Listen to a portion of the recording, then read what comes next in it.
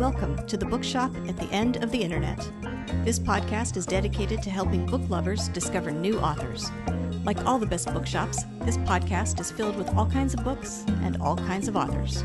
So tune in, browse around, find a new author, and discover a new favorite book at the Bookshop at the End of the Internet. I'm Stacey Horan, author, book lover, and host of the Bookshop at the End of the Internet. This is episode number 245. For more information about this or any of our episodes, go to my website, staceyhoran.com. If you enjoy the podcast, leave us a review, like us on social media, and share us with your friends, family, and fellow readers.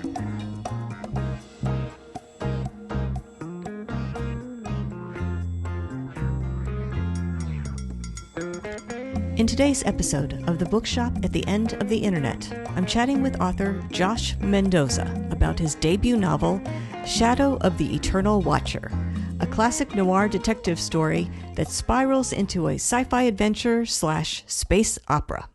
The main character, Duster Raines, is an ambulance-chasing private investigator who is well on his way to hitting rock bottom when he finds himself dragged into a mystery that crosses multiple realities. And he glimpses a version of himself that is so much more than he is in this world. Josh drew upon his background as a screenwriter and filmmaker when writing this novel, and his intention was to take traditional tropes of the genres and bend them in the style of the Twilight Zone. In this episode, I'll chat with Josh about his writing journey, how he always wanted to be a novelist long before being distracted by filmmaking, and why one of the most important parts of the process for him is receiving honest feedback during editing, as well as a few other things coming up.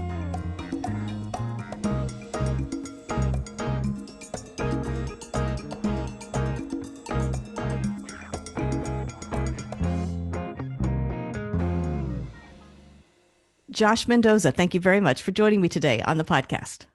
Well, thanks for having me, Stacey. I'm excited to be here. I thought what we could do today is start by talking about your debut novel, Shadow of the Eternal Watcher. If you don't mind, tell us a little bit about this book and what inspired you to write it. Yeah, so Shadow of the Eternal Watcher is a classic noir detective story set in Los Angeles that spirals into a big space opera science fiction adventure. So, I'm also a screenwriter. I'm a filmmaker. I was actually in post on my first feature film, What Still Remains. And I had this idea for these two ideas. I had the space opera idea and I had the detective story idea. And I like to do genre mashups. So I thought, wouldn't it be fun to try to make them work as both? So some of the fun of this book was the mystery being that he's in a science fiction story, right? The detective's solving this murder mystery / missing persons case and kind of starts to discover he's in a world he didn't realize he was in. And I started originally writing it as a screenplay, and thinking about it, I just knew it was going to be a very expensive movie and I wasn't probably ever going to get that made. And I pivoted back to what I originally wanted to do. I always wanted to be a novelist. That's what I originally went to school for before I got pulled into movies and got distracted. And so getting back to that original idea and studying and was just exciting and fun, and it got to flex some different muscles too, because being a screenwriter is a little different than a novelist. You get a little more room with a novel, but that can also be a trap, right? Because you can babble on and not necessarily go where you want to go. So it was a challenge, but also just exciting, and it's fun to have it out now. Yeah, I wanted to ask how much you thought being a filmmaker and a screenwriter colored or informed or influenced how you wrote the novel, how you approached it, how you thought about character, how you thought about plot, how you thought about the scenes. Yeah. How much of that did you draw on? Did you rely on? Did you utilize? And how much did you just have to sort of ignore and try a completely different approach? I'm curious, that push and pull. Yeah, obviously it's a little both. You got to ignore some of it, but I'm a very visual guy, so that's why I got into movies in the first place. When I was used to write short stories, I sort of was writing camera moves when I first started writing. So it definitely lent itself well in that medium. So coming back to writing a novel, I mean, definitely thinking about blocking, thinking about like if I were actually going to film this, I think grounds your writing in a reality, right? If you imagine an actual room and where stuff is, it sounds simple, but not every writer does that, right? And I think that just gives you anchors to tie your story to and help guide your reader through. And in terms of scenes, I mean, I always think about what's my in, what's my out, what are my characters doing, and how is this driving the plot and the story forward? And if I can't answer all those questions, why do my characters care? Why are they here? It probably doesn't need to be in the book, in the script. So I mean that those things are true in either. Screenplays are so character driven and plot driven. So I just focus on character and try to create cool, fun characters that people would want to go on other adventures with on future novels too. Yeah. What about the difference between the internal world of your characters? Yeah, Mm-hmm. in a screenplay and film, you rely heavily on actors to bring all of that Yeah. to life, right? They can't speak what's going on in their head, so you rely on them physically to be able to convey what's happening. What was the Yeah. difference between just, writing a screenplay and assuming, okay, the actors will bring this out, you'll be able to see this Yeah. turmoil, versus in the novel, like having to dump that all Mm-hmm. into the chapter? Yeah, so I mean, with the screenplay, you still have description, and but if you have blocks of description, right, no one's going to read this script. So it's you think about what are my visuals that can cue this up. But I think that's a good skill for a novel too. I mean, with screenplays, you're always saying show don't tell, right? So I think sometimes some novels can get a little too telly in a way too. So I think sometimes I was able to pull myself back in the over description. I get it out there. I always think it's easier, obviously, to edit what's on the page versus just staring at a blank screen. So I definitely probably had some versions of this that were over descriptive, over intellectualized. It's a first person novel, so you definitely get a lot of Dustin Rains's thoughts in this book. So it's just getting it out there and then pulling it back. And sometimes you'll write stuff and it's not working, and you may delete 2 or 3 pages and put things together that didn't originally go together. And it's amazing how sometimes all that stuff that happened in between, it doesn't need to be in there, but it informs what's happening for your characters. And then it works better without it, but it's there. It's subtext. It happened for you, the writer. And I think you can, the readers can feel that. Yeah.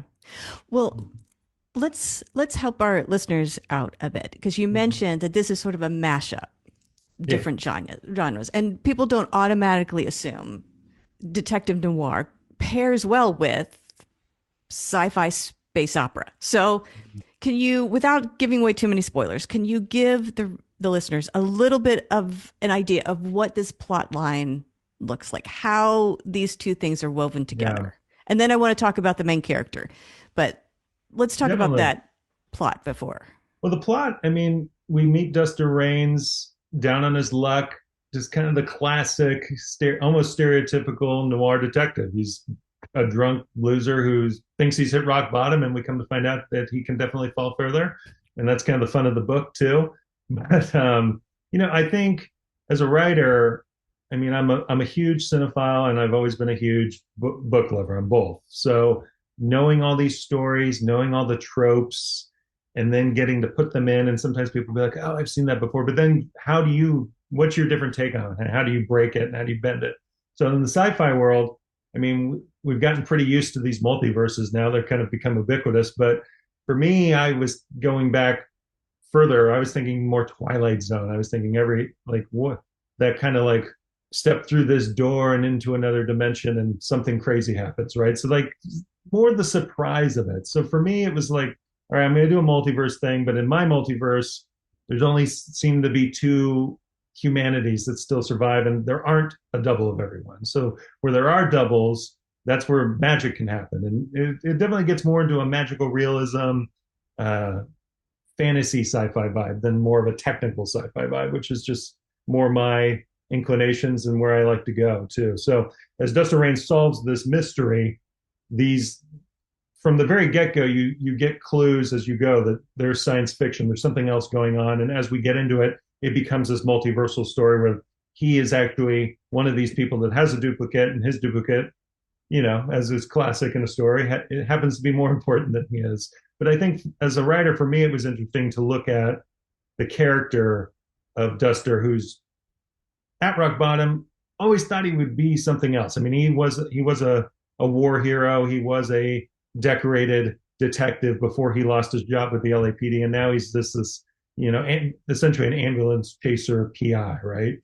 But he's looking at his life saying, I was going to be more than this, and then literally sees the version of himself that is better than that. And I think Duster Raines is not necessarily a good guy. He's not a bad guy. He skates this line, and I think that's interesting for me too. Is he good? Is he bad? And is his double bad or is he good? And I think that's been around forever. German cinema, the doppelganger. I think human beings are interested in this dark side of themselves, demonic side, like this other. So they were just fun tropes to play with. But again, how do I do them differently and how do I bend them was where I wanted to take this story to. So how did you approach the world building for this? Because you've Mm-hmm. got sort of this gritty LA, which people are familiar with, if, at least from Mm-hmm. cinema and stuff, they can imagine that. So how did you marry that with this sci-fi multiverse element? Did you do planning before you started writing, or did that kind of develop as you just started writing the story? Yeah, I do plan a little bit. I'm not a huge outliner, but I definitely had some thoughts on what I wanted that world to look like. I'm a big history buff, so definitely there's elements of Chinese Empire, Roman Empire, and essentially this universe shattered from our own 2000, 2500 years ago, and it's so different you can't even recognize it. But then going back, looking at these different cultures and like what were they like, and trying to imagine a different kind of dystopian future where these things meshed and just went on a different trajectory than ours did, and basically had more of a golden age in the when we were having the dark ages and the middle ages, and where would that society that was plowing ahead with technology be compared to our own, and how does that impact still those human elements too? Because I mean, human beings, I think when you read history, you look at people 2000 years ago and you can see that they're really just like us without cell phones and without the weaponry we have and without the technology we have. And it's interesting to kind of try to project yourself into a different future that doesn't exist too. Yeah, yeah. So when you consume movies and TV, are these the kind of stories, Shadow of the Eternal Watcher? Is this the kind of story you would reach for, or is this new for you? Mm-hmm. No, I definitely always try to write something I would want to see on the shelf. I mean, when I was a kid, I was the kid in the indie bookstore sitting in the sci-fi section. I mean, I devoured Dune and all those, but I was also just reading every Star Wars expanded universe book I could get my hands on. So I read the whole gamut. I read the literary, but I mean, I love it all too. I mean, I like comedy, I like fiction. So I mean, I'm definitely a student of just storytelling in general. But this is definitely a book that I would want to see. And that's true of my movie too. And I always just try to write stories of things that I think would be fun that I haven't seen before too. Right, right. You mentioned earlier that you were hoping like people would like these characters and maybe Mm-hmm. would want to see more of them. Is your plan to make this more of a series or? Yeah, I mean, this book stands on its own. It definitely, I think when you read it, you'll see that there's room for more. And I definitely sort of imagined maybe a trilogy, maybe four. I definitely am working on a second now. I waited until it came out because honestly, I mean, I wasn't sure where the publishing notes would go, where these different things would go. I didn't want to start writing the next one, and then it's like, oh well, maybe we should go in a completely different direction or kill this character, and then it's like, oh, well, I have 90,000 words, and that character's the second main person. But Right, right. so I think I have some ideas for Duster Raines. I mean, it definitely has become more. It gets more into that sci-fi element. So where does that go? But he's still a detective. So what's the mystery he's trying to solve, and where is his character going? And I mean, like I said, he sort of skirts these lines. He's almost an anti-hero. So some of the characters I put around him are almost me, trying to pull him back from the darkness too. And I think it would be interesting to see how reliant he is on them and where they're going to go to. And does he end up saving them like he wants, or is he just more of a destructive force that Right. Right. can't help himself? When you're writing or when you're thinking about the story, do you have like a metrics that you use or balance that you try and achieve between sort of this, the big landscape and the big story, the bigger world, and the Mhm. smaller micro story, the internal world of the character? Do you just write, get to the end of the chapter, and say that feels like a good balance, or is it a constant checking in? How do you balance? Because yours is a big sweeping world, Yeah. right? So how do I you mean, balance the big with the small? again, I think it has to serve characters. So, I mean, I'm more about the micro and the small and following these people.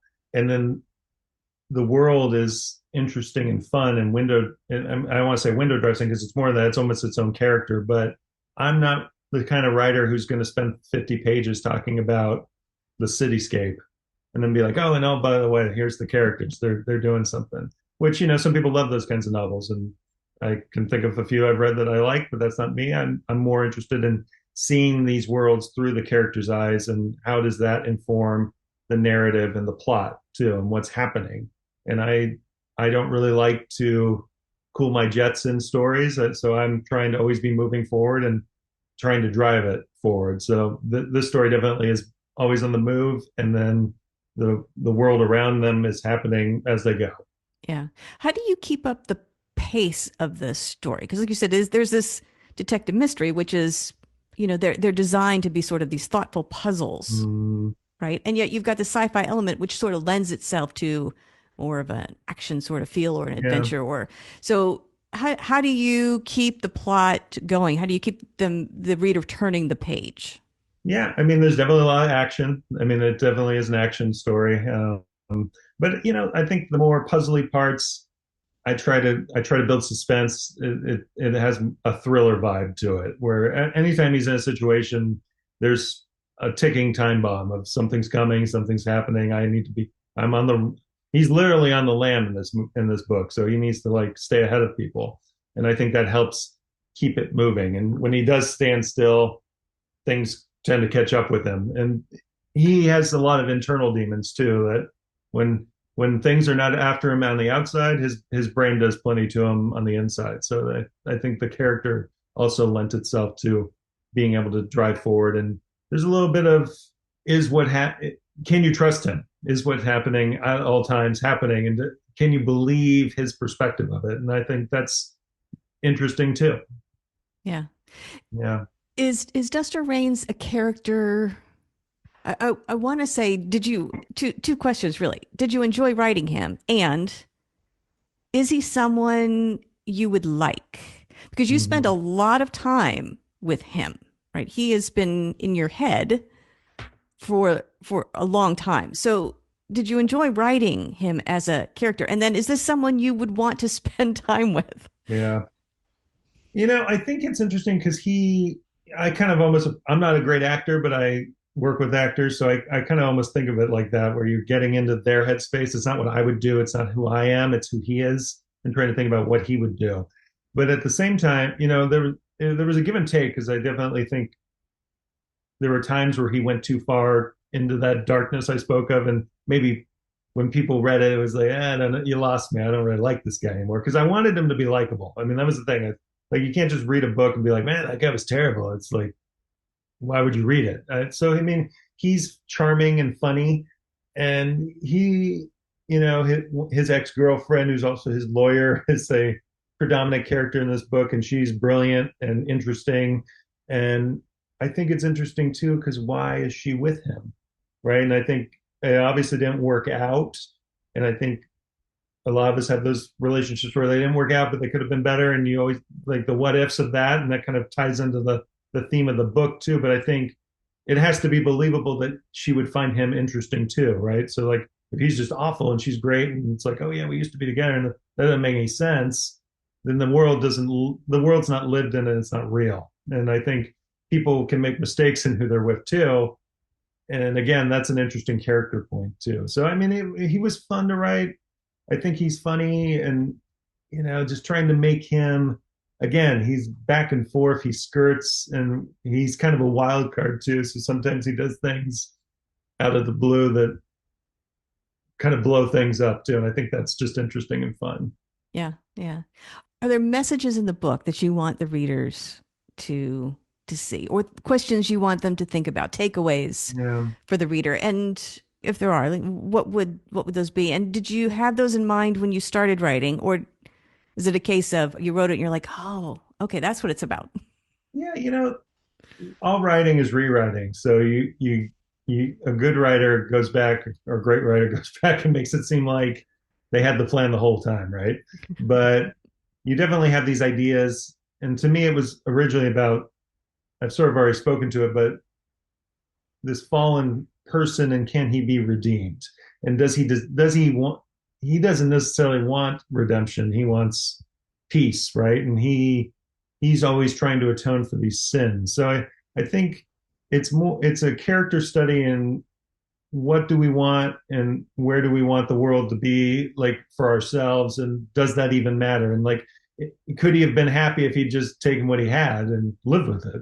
Because he had some good stuff, and he again he blows things up, he throws grenades into things. So he's a little self-destructive in that sense. And I think on a macro level with the sci-fi, I mean, what makes us tick as human beings, and what do we do to each other? And when you've apparently reached this pinnacle society, are we still fighting over resources? Are we still fighting over who gets to be included in the club? What rungs of society are people on, and how do we treat them? And I think that's a playground that a lot of sci-fi is played in, and I think it's interesting to get to explore. And that's what's cool about sci-fi, because you can step outside of our own world but still look at human conditions and not turn people off to analyzing that too. Because I think sometimes when you analyze it in our own world, people have their own predispositions. They've already made up their minds on those things. But when you're like, well, this is a completely different world, and look, there's aliens, and there's this and there's that, and how do Right. we treat them? And I think it makes people think, and that's exciting as a writer, to get to try to not trick people, but spin it a different way and be like, maybe you didn't think about this in that way, and can you explore that through the story? Right, right. Yeah, I think sci-fi, fantasy, those types of genres give people permission Mm-hmm. to think about those bigger questions Yes, I agree. without all the other things that they bring with them, all the other biases and prejudices that we have, that we sometimes we're aware of them, sometimes we're not. But when you're looking at something that looks completely foreign to you, right? It's Mm, magical, or it's outer space, or it's whatever. It's easier to have those questions, have yeah, those just conversations. I think it gives people permission to even question what they assumed, or yeah. Well, and um, sometimes you can be like, oh, I think this, and you're reading the story, and then you kind of, if you actually turn it back to the real world, you're like, well, why do I think the opposite over here? And I think that's why I'm a big believer in reading and just getting in other people's headspace, and it helps you see the world through other people's eyes, and hopefully be a better person through doing that too. yeah. Do you think there is something about characters like Duster Raines, people who are down in their luck, people who most people would say, "Oh, he's worse off than I am," Mm-hmm. right? I mean, it's because, and you've made him a hard luck case. I mean, Yeah. you've designed him that way, so he will be worse off than most people, hopefully. Do you think there's a draw to reading about someone like that and seeing them figure things out or make things a little better for themselves? Do you think we're Yeah. just naturally drawn to that? I think I was thinking about that when you were talking too. I mean, I think we tend to be drawn. It's interesting how sometimes you'll see people and they like love the villain, right? And you're like, oh, people love Darth Vader. It's like, well, why do you like the guy who's obviously the bad, right? And I think with Duster, I mean, when you put someone in such a terrible spot and then put them in extreme circumstances, they make extreme situational decisions, right? And I think it speaks to a primal survival instinct within all of us of what would you do in the same situation. And also, I mean, but for the grace of fate and God, there go I, right? And it's like, well, why does that person have this and I don't? And I think that's just human nature too, to question those things and think about those things. And I mean, and we can see that in our own world where you look around and you're like, well, at least I'm not over there living that, but like very easily could have just been born there. I mean, that's just dumb luck, right? And a microcosm of how the universe works, where it's random. Yeah. And I think that that's a big theme in this book too, is like, does the universe care about me? And like, why are all these things happening? And obviously there's some sort of like bigger thing happening and I can see these other outcomes, but is it just an indifferent, uncaring, cold machine, or is there like a plan? And I think that's a thing we all think about it, whether it be on a spiritual level or just on a day to day, like why can't I pay this bill, right? And I think that's just human nature. Yeah. Yeah. You mentioned you were working on the second book, Mm-hmm. the follow-on to Shadow of the Eternal Watcher. How do you write? Because I'm curious about process. If we can change tack for a bit. Yeah, You mentioned you're not a huge plotter, but you at least have no, some ideas, some parameters for yourself. But are you someone who is very regimented about your writing, either how you write or the tools you use or the time you do it, or is it a case of no. just I whenever try to write every day, but it is kind of whatever because life gets in the way. I have a it couple does? kids too, so it's I've got like four full-time jobs over here. But for me, I think about it as a marathon, and I think about it as achievable goals, right? So like a novel, like an average novel is like 80,000 words. So if I can write 500 to 1,000 words every time I sit down, I will have a draft of a book in like 6 months or less, right? Yeah, So, and try to do more. Stephen King, I think, says he writes 2,000 words a day, and I think that's admirable. And I don't always get there. And sometimes it's okay to sit there and not write very much, but you're right. thinking. And I try to let myself be bored. I try to let myself not be on the internet, not be on my phone, which is hard to do, right? But like when you let yourself get lost in the boredom and the story and you're thinking about it, that's when things can happen. And I mean, I was doing it the other day and all of a sudden I was like, oh, wow, I wrote like 2,500 words. And like, you go back and read it and some of it's not good, but like, you're like, where did that come from? And I think that's where that muse kind of starts to speak to you is when you just let yourself go. And I always talk about my characters letting them surprise me. And that's why I don't like to overplot. I mean, I have like directions I want them to go. I mean, you can't just like sit down and be like, I'm writing a book and what's Hmm. it about? I don't know. And just start writing. I mean, you have to have Right, some right, sort of plan, but right, right. um, as you put people in situations and maybe you haven't overdone what they're going to necessarily do, sometimes surprises can happen. And sometimes, you do some things and you write yourself into a corner and then you got to get yourself out of it too. But Yeah, I think it's all a balance of planning versus spontaneity for me. yeah, And but just showing up and doing the work too. I mean, that's the thing is it is a job. It is a process. And I think that's the thing that some people like get lost in like, oh, how would I even ever do that? And you just really have to treat it like anything. If you're going to get in shape, you got to like have a plan. I'm going to the gym. I'm going 3 times a week. So same with the book, right? If you're going to write 3 times a week, cool. When is it going to be? And if it's 1,000 words every time you sit down, get that goal. And then how long is it going to take you to finish? And just, if you miss a day, you got to make it up, right? And right. treat it like that versus I'll get to it when I get to it. And I think that's why a lot of people are like, because I think everyone thinks, oh, I have a book. I think most people think they have a book in them, but it's the more than one book is hard, but also just doing the first one is Right, hard. Just right. showing up and doing it. Yeah. And then there's obviously craft to it too. And I think I've studied a lot. I've gone to taken a lot of writing classes, but also just written a lot of stuff too. That write screenplays, a lot of short stories that aren't necessarily going to win any awards. Some of them have. So you write like the bad ones and you build on that and you like get people's feedback and you progress as a person and as a writer too. And I think that's so Yeah. important to me is just having a community of people, of creatives who you can go to and trust to read your stuff and give you honest feedback. And I'll just tell you, oh yeah, it's great. You're awesome. And then you take that feedback and you as the writer have to say, okay, well, in chapter 10, they didn't like XYZ and they told me to do these things, and those are not what I'm going to do. But they have a problem with this character and they don't like it because of this. So you have to like hear the problem and then figure out, you as the writer, how are you going to fix that, right? And because when you write, everyone's got an opinion. So you give it to someone and let them read it. They're going to tell you what they think, and they're going to tell you a lot of ideas of like, it could be this, it could be that, it could be anything. Right. Right. And of course it could be anything, but it's what you want it to be. So you have to decipher what they're trying to tell you too. Yeah. Because sometimes people will be like thinking they're helping you and giving feedback of do this and do that.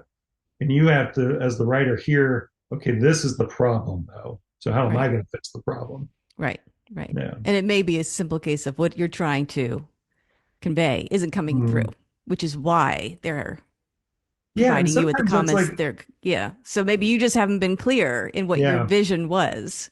Well, and like I And that spoke might to help. earlier, sometimes you're deleting stuff. You're like, oh, I don't need that, and this works. And sometimes you needed it, so you don't put Right. it back. Right. So you should always save your old drafts too. I Have know. some backups so you can just go back and copy and paste and not recreate. Right.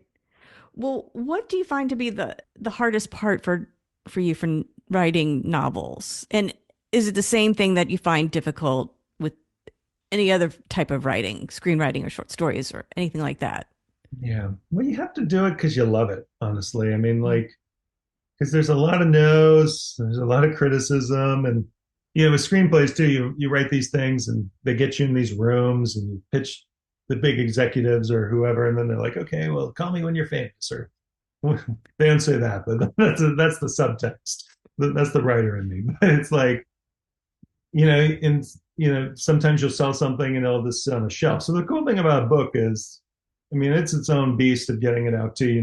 The naive me is like, well, I'll write a book because a movie costs $10 million and I won't have to raise $10 million if I write the book. It'll just be done.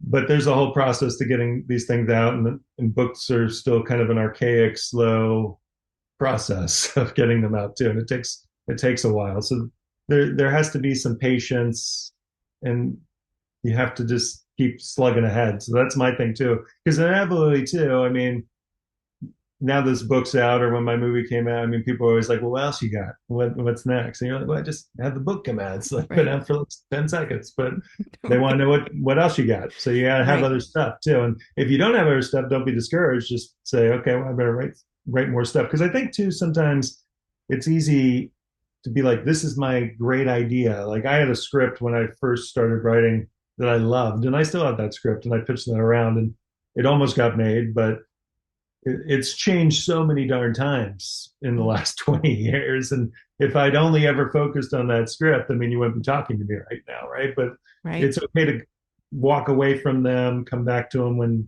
and sometimes you'll come back to things and be like, man, I used to love this, but this isn't me anymore. So I'm going to either it goes in the dustbin or you're going to rewrite it, right? Right. Right.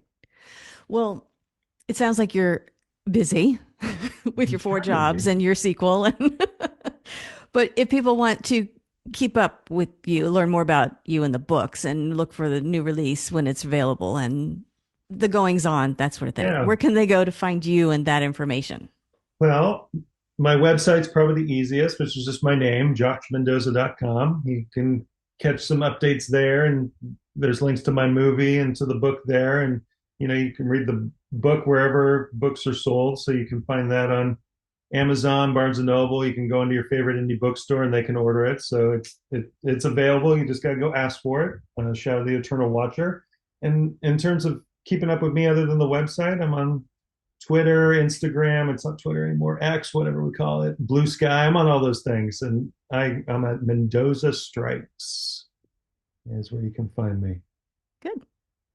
Well, Josh, I want to thank you very much for joining me today on the podcast. And I want to wish you luck with Shadow of the Eternal Watcher and your work in progress. Good luck with that. We'll look forward to that in the near future or distant future, whenever it's ready.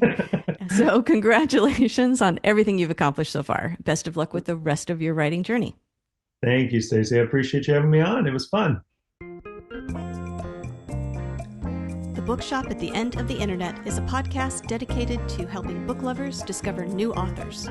Like any good bookshop, this podcast features a wide variety of books by the equally varied and interesting authors who felt compelled to write them. This podcast gives you a chance to meet these wonderful writers and discover your next must-read book. Listen to the authors describe their books and tell you their stories in their own words. My interviews feature books from all genres and authors from all walks of life, including those who are indie published as well as those published by small presses and large publishing houses. Looking for unique, not so easy to find books for yourself, a friend, or a book club? Tune into this podcast and find your newest favorite author or maybe a soon-to-be bestseller. This podcast, like all the best bookshops, is filled with all kinds of books and all kinds of authors. Tune in, browse around, find a new author, and discover a new favorite book. You never know what treasures you might find in the Bookshop at the End of the Internet.